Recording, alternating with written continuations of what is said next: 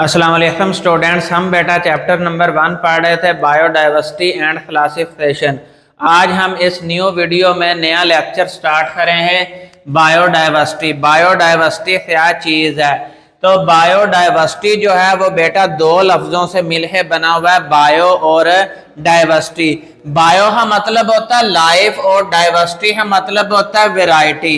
यानी लाइफ जो है उसकी क्या वैरायटीज हैं, किस एरिया में कैसी लाइफ फॉर्म्स पाई जाती हैं, कितने जानदार पाए जाते हैं, उनकी वैरायटी कितनी है। वैरायटी से मतलब इत्साम है, जानदारों की इत्साम जो है वो कितनी किस्म ही पाई जाती हैं, उसे हम बोलते हैं बायोडाइवर्सिटी।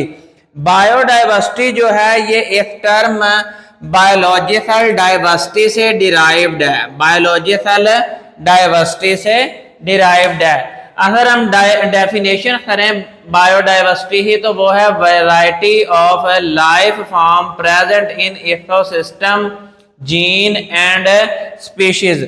यानी जब हम बायोडाइवर्सिटी को पढ़ते हैं तो हम तीन लेवल्स पर पढ़ते हैं।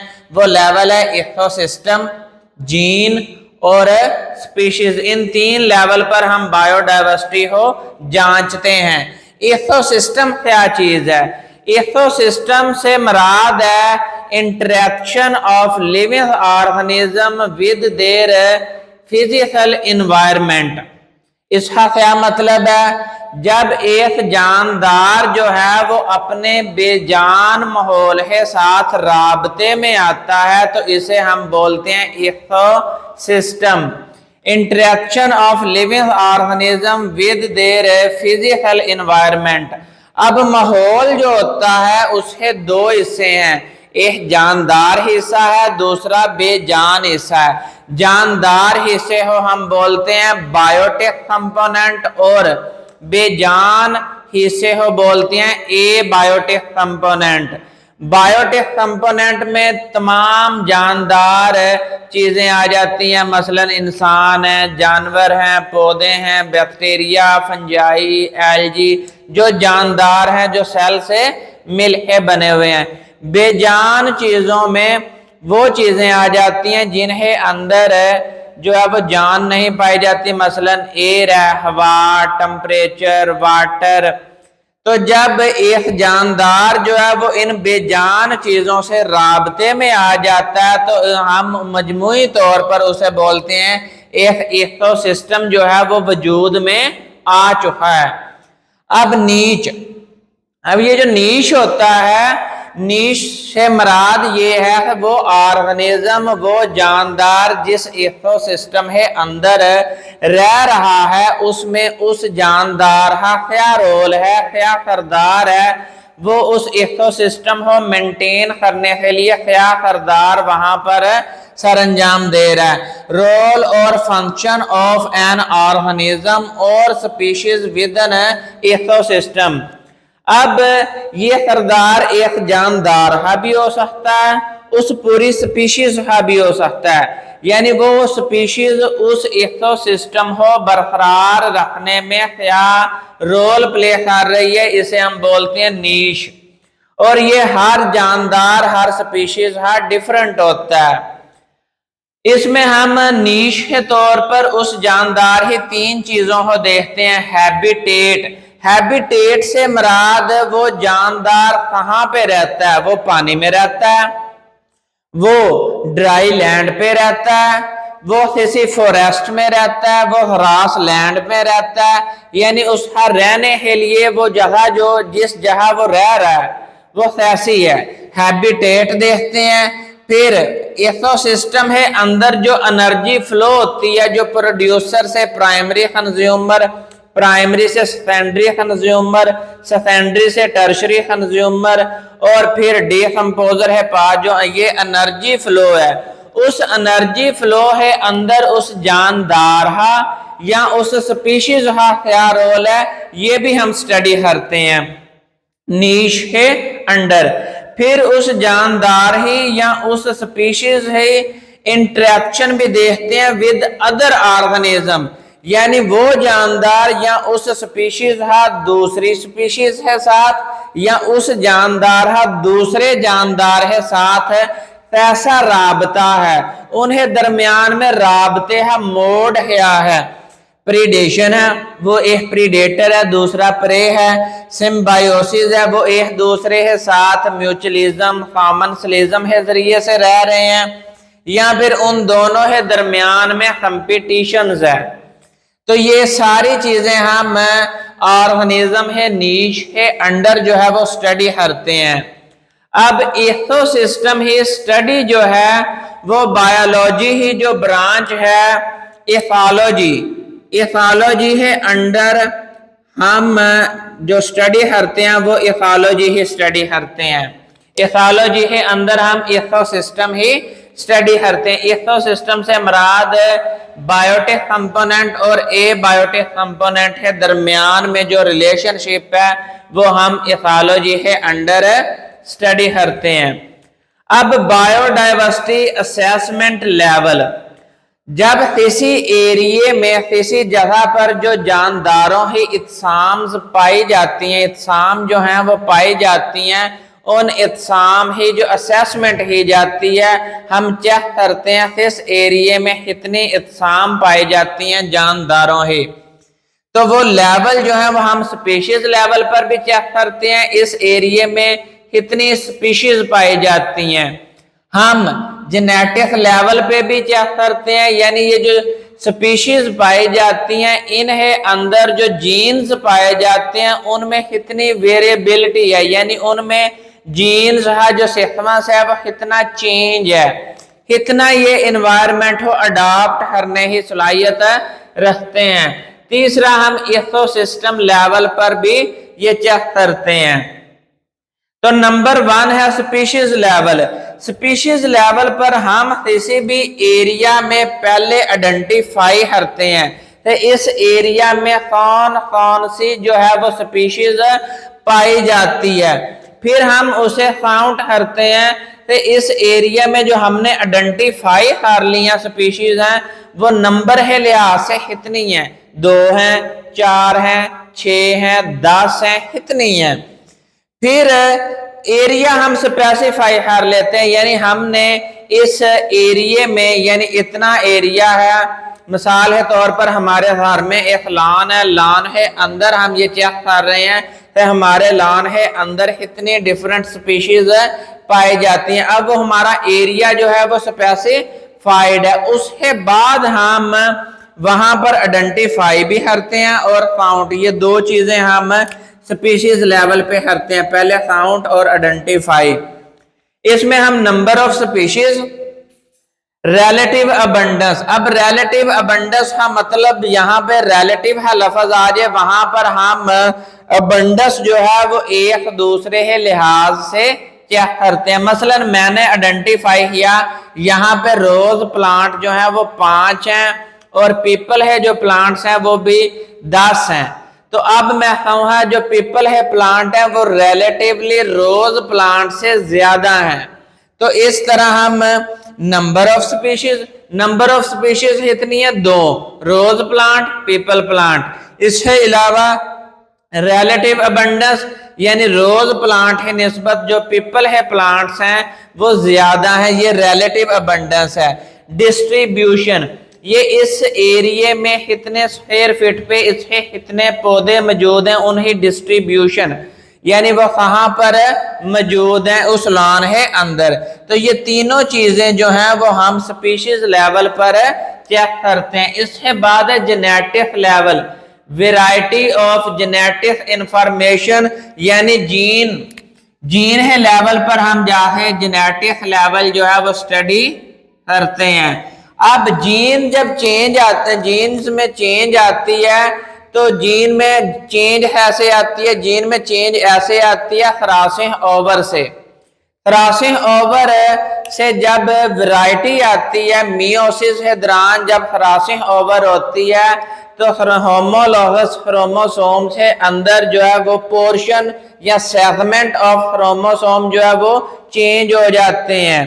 क्रॉसिंग ओवर से वेरिएबिलिटी आती है, जीन वेरिएशन आती है। जब जीन वेरिएशन आती है तो जीन वेरिएशन से उस ऑर्गेनिज्म, जो नया ऑर्गेनिज्म पैदा होता है, उसे इन्वायरमेंटल चेंजेस एंड चैलेंजेस, जो माहौल में तब्दीलियां आ रही हैं और उन तब्दीलियों से निपटने के लिए वो क्रॉसिंग ओवर से जो पॉजिटिव वेरिएशन आ रही हैं, उससे वो जानदार जो है उस माहौल को अपने हिसाब से अडाप्ट करने की भी सलाहियत रखता है, और फिर उस माहौल में जिंदा रहने के चांसेस भी उस पौधे है या उस जानवर है ज्यादा हो जाते हैं।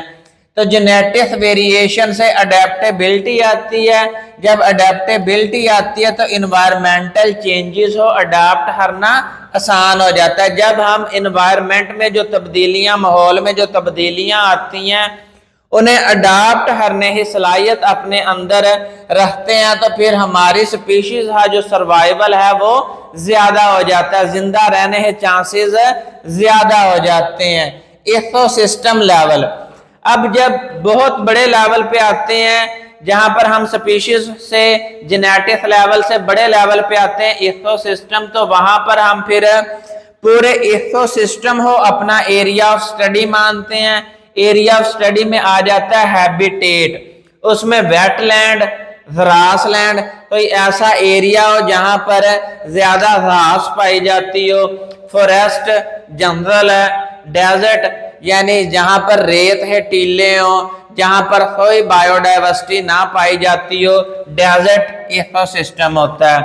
अब इन 4 इकोसिस्टम है अंदर हम बायोडाइवर्सिटी देखते हैं, तो यहाँ पर जानवर कितनी इकसाम है पाए जाते हैं, पौधे कितनी इकसाम है पाए जाते हैं। अगर यहाँ पर जानवर पाए जाते हैं तो वो कैसे जानवर पाए जाते हैं, यहाँ पर पौधे पाए जाते हैं तो वो कैसे पाए जाते हैं। मसलन हम एग्जाम्पल देते हैं ग्रास लैंड ही, ऐसा एरिया जहां पर घास ज्यादा पाई जाती हो, तो इसका मतलब है यहाँ पर जानवर भी वैसे पाए जाते होंगे, ज्यादातर जानवर ऐसे होंगे जो चरते हैं, यानी है बकरियां या घास चरती हैं। इस तरह ऐसे जानवर पाए जाए हैं जो घास चरने का अमल करते हैं। इसका मतलब है तो वहां पर जानवर भी वैसे हैं जैसे वहां पर पौधे हैं। इकोसिस्टम फंक्शन एंड हेल्थ, इसमें हम इकोसिस्टम का फंक्शन देखते हैं, वो कैसे जानवरों के लिए मौजू है, और फिर वो जानवर और इकोसिस्टम जो है, वो पौधे और वो जानवर जो है वो एक दूसरे के साथ किस तरह उस इकोसिस्टम ही मेंटेनेंस में रोल प्ले कर रहे हैं। इसके बाद importance of random sampling in determine biodiversity, किसी भी एरिया में बायोडाइवर्सिटी हो जांचने के लिए मुख्तलिफ मेथड इस्तेमाल किए जाते हैं। यानी इस एरिया में कितने पौधे हैं, किस इकसाम है जानवर पाए जाते हैं, ये जांचने के लिए हमने एक मेथड अप्लाई करना है। वो मेथड मेरे बेटे रैंडम सैम्पलिंग है। अब रैंडम का मतलब होता है बेतरतीब, सैम्पलिंग मतलब किसी भी जगह से आपने स्टडी के लिए सैंपल ले लिया, यानी आप किसी एरिया में रहे, आपने उस स्पेसिफाइड एरिया के अंदर से ये नहीं सोचा है मैं इस एरिया से सैंपल लूंगा, इस एरिया से नहीं लूंगा, बल्कि आप रैंडमली जो है वो सैंपल जो है वो जमा कर रहे हैं और फिर आप उससे जांच रहे हैं कि इस एरिया में किस तरह है पौधे और जानवर या अदर स्पीशीज पाई जाती हैं, उसे हम बोलते हैं रैंडम सैम्पलिंग है। ये रैंडम सैम्पलिंग जो है ये एक स्टैटिशियन ने पहली दफा इंट्रोड्यूस करवाई थी, उसका नाम है एंड्रेस थियार। इसने सबसे पहले ये फंडामेंटल एक बुनियादी तरीका दिया था किसी भी एरिया के अंदर जो है वो बायोडाइवर्सिटी हो जांचने का। इससे अहमियत क्या है, इस मेथड ही अहमियत क्या है, इसे हम बार बार क्यों यूज करें, इसकी इंपॉर्टेंस मिनिमाइज बाइस। जब आप किसी एरिया के अंदर रैंडम सैंपलिंग करते हैं तो उसमें हर स्पीशीज है आने के चांसेस जो है वो सेम हो जाते हैं। जब आप किसी खास एरिया में जाकर सैंपलिंग करते हैं तो उसी एरिया के अंदर पाए जाने वाली स्पीशीज आप है सैंपल और आप है स्टडी है मौजू बनते हैं। लेकिन जब आप उसी एरिया है अंदर मुख्तलिफ एरियाज है अंदर पैचेस है अंदर है सैंपल लेते हैं तो फिर हर तरह की स्पीशीज जो है वो आप है रिसर्च का हिस्सा बनती हैं। तो every part of study area equal chance to sample है इक्वल चांसेस बन जाते हैं। इससे आप ही जो रिसर्च होती है आप ही जो स्टडी है वो मोर एक्यूरेट हो जाती है, उसमें गलती है चांसेस जो है वो कम हो जाते हैं। इसके बाद रिलायबल एस्टिमेशन होता है अंदाजा, यानी जब आप बायोडाइवर्सिटी ही रैंडम सैंपलिंग के जरिए से एस्टिमेट लगाते हैं अंदाजा, तो वो आपका अंदाजा ज्यादा एक्यूरेट होता है। यानी आपने उस एरिया से स्पेसिफाइड एरिया से नहीं लिया बल्कि उस स्पेसिफाइड एरिया में मुख्तलिफ जगहों से सैंपलिंग करने से आपके पास हर किस्म की स्पीशीज का जो है वो डाटा मौजूद है। तो वो आप जो स्टडी कर रहे हैं उस डाटे पे जब आप स्टैटिस्टिकल टूल्स अप्लाई करते हैं मुख्तलिफ सॉफ्टवेयर से उसे एनालाइज करते हैं, तो उस एनालाइज करने से आपको मुख्तलिफ पहलू पता चलते हैं उस इकोसिस्टम में उस एरिया में मौजूद स्पीशीज है बारे में मुख्तलिफ पहलुओं से आप जो है वो अपना रिसर्च मुतालिया जो है वो बढ़ा सकते हैं। आपकी स्टडी जो है वो मोर एक्यूरेट होती है, आपको पता चल जाता है उस एरिया में जो स्पीशीज पाई जाती हैं उनकी रिलेटिव अबंडेंस है, तो फलां स्पीशीज जो है वो फलां स्पीशीज से ज्यादा पाई जाती है, फलां स्पीशीज जो है वो फलां स्पीशीज से कम पाई जाती है। इस तरह आपको रिलेटिव अबंडेंस ऑफ स्पीशीज का पता चल जाता है, रिचनेस ऑफ स्पीशीज का भी पता चल जाता है। यानी ये जो हमने इकोसिस्टम स्टडी किया है, जो हमने स्पेसिफाइड एरिया स्टडी किया है, इसके अंदर कौन सी स्पीशीज जो है वो बहुत ज्यादा है और कौन सी स्पीशीज जो है वो सबसे कम पाई जाती है। इससे रिचनेस ऑफ स्पीशीज का भी पता चल जाता है, डिस्ट्रीब्यूशन ऑफ स्पीशीज का भी पता चल जाता है। यानी इस लैंड पे इस इकोसिस्टम है अंदर है कौन सी स्पीशीज कितनी डिस्ट्रीब्यूटेड है कितनी पाई जाती है। तो ये तीनों पहलू जो है वो आपको इस मेथड के जरिए से पता चल जाते हैं। नंबर 3 जो है वो है फैसिलिटेट कंपैरिजन। जब आप अपनी स्टडी को मुख्तलिफ पहलुओं से स्टडी करते हैं, मसलन उसमें आपको डिस्ट्रीब्यूशन का भी पता है, आप उसके अंदर रिचनेस का भी जानते हैं, अबंडेंस का भी जानते हैं, तो जब आप तीनों पहलुओं से स्टडी करें हैं तो फिर आपके में ये सलाहियत पैदा हो जाती है कि आप उन्हें दरमियान में कंपैरिजन कर लेते हैं, आप उन्हें दरमियान में मवाजना कर लेते हैं, फलां स्पीशीज फलां से ज्यादा पाई जाती है, इसकी क्या वजूहात है। ये जो इकोसिस्टम है ये इस स्पीशीज को ज्यादा सपोर्ट करता है, ज्यादा सहारा देता है, ये इस स्पीशीज को कम सहारा देता है। मसलन जो ग्रास लैंड है इसके अंदर घास पाई जाती है, तो जाहिर बात है यहाँ पर वही जानवर रहे हैं जो घास चरते हैं, और वो जानवर जो पौधों के पत्ते खाते हैं वो जानवर यहाँ पर ज्यादा सरवाइव नहीं करे हैं। तो इससे आप रिचनेस और अबंडेंस और डिस्ट्रीब्यूशन का भी पता चल जाता है और आप मुख्तलिफ स्पीशीज है दरमियान में मुवाजना करने की सलाहियत भी आपके अंदर पैदा हो जाती है। Enhance representativeness. अब इनहांस रिप्रेजेंटेटिवनेस से क्या मुराद है, जब आप किसी इकोसिस्टम को स्टडी करते हैं तो आपको पता चल जाता है यहाँ पर ये स्पीशीज सबसे ज्यादा पाई जाती है, इसका मतलब है ये इकोसिस्टम जो है वो इस स्पीशीज को सहारा दे रहा है, जिसकी वजह से ये इकोसिस्टम है अंदर ये वाली स्पीशीज जो है वो ज्यादा जो है वो फल फूल रही है, उसके अंदर जो है वो ज्यादा से ज्यादा अबंडेंस आ रही है।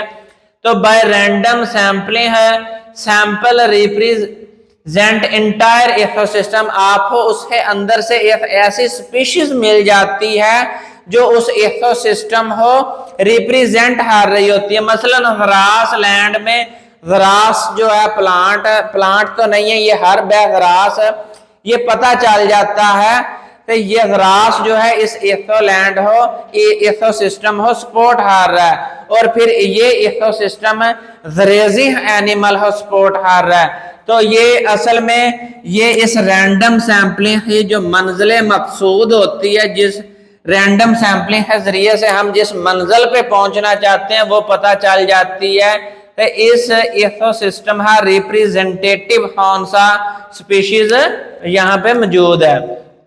इसके बाद नंबर 5 पे स्पोर्ट कंजर्वेशन एफर्ट्स, जब आपको उस इकोसिस्टम ही और वहां पर पाए जाने वाले एनिमल्स की तमाम तर हिस्ट्री पता चल जाती है, अबंडेंस, रिचनेस, डिस्ट्रीब्यूशन, कैसे प्लांट्स पाए जाते हैं, कैसे जानवर पाए जाते हैं, तो फिर आप उन जानवरों और पौधों को महफूज बनाने हैं, यानी ये इकोसिस्टम जो है वो तबाही की तरफ ना चला जाए, डिस्ट्रॉय ना हो जाए, बल्कि उसे कंजर्व करने के लिए, महफूज करने के लिए फिर वहां पर आप मुख्तलिफ मेथड अप्लाई कर सकते हैं, मुख्तलिफ स्ट्रेटजीज अप्लाई कर सकते हैं। रैंडम सैम्पलिंग से आप हाई कंजर्वेशन वैल्यूज और मॉनिटर कर सकते हैं, और वहां पर बायोडाइवर्सिटी में क्या चेंज आ रही है।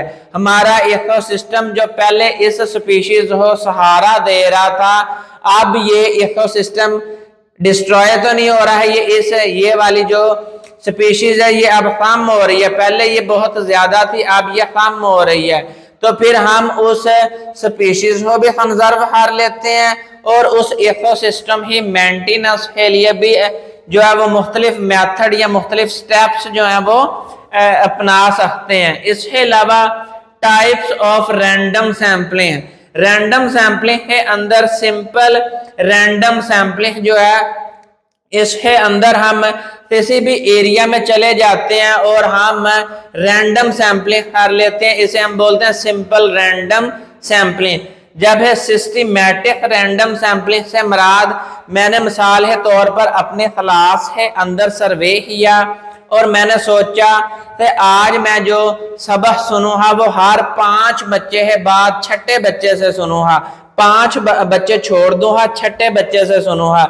ये मेरी एक सिस्टमैटिक रैंडम सैम्पलिंग है, यानी मैंने 5 बच्चे छोड़े, जब छठे से सुना उसके बाद फिर 5 छोड़ दी, अब मैंने रेगुलर इंटरवल है बाद सैम्पलिंग की है, ये है सिस्टमैटिक रैंडम सैम्पलिंग। इसके बाद है स्ट्रैटिफाइंग रैंडम सैम्पलिंग। अब मैंने अपनी क्लास में बैठे बच्चों में से बच्चे अलहदा कर दे और बच्चियां अलहदा कर दी, अब मैंने 2 ग्रुप्स बना दिए, 2 स्ट्रेटा बना दिए। अब मैंने हर ग्रुप में से 2-2, 3-3 बच्चों से सबक सुन लिया। तो ये मेरी जो अप्रोच है वो है स्ट्रैटिफाइंग रैंडम सैम्पलिंग। इसके बाद है क्लस्टर रैंडम सैम्पलिंग। इसमें मैंने बच्चे और बच्चियां अलहदा नहीं, बल्कि मैंने बच्चों और बच्चियों को मिक्स कर दिया, और मिक्स करने के बाद उन्हें मुख्तलिफ ग्रुप्स में डिवाइड कर दिया, और हर ग्रुप में से 2 या 3 बच्चे या बच्चियों से सबक सुन लिया। ये मेरी अप्रोच थी क्लस्टर रैंडम सैम्पलिंग। तो इस तरह हम रैंडम सैम्पलिंग के जरिए से किसी भी एरिया में पाए जाने वाले जानदारों का एस्टिमेट लगा लेते हैं। तो यहाँ पर बेटा ये टॉपिक कंप्लीट होता है, एक दफा स्क्रीनशॉट ले लें। नेक्स्ट वीडियो में नेक्स्ट टॉपिक के साथ हाजिर होगा, उतनी देर फी अमान।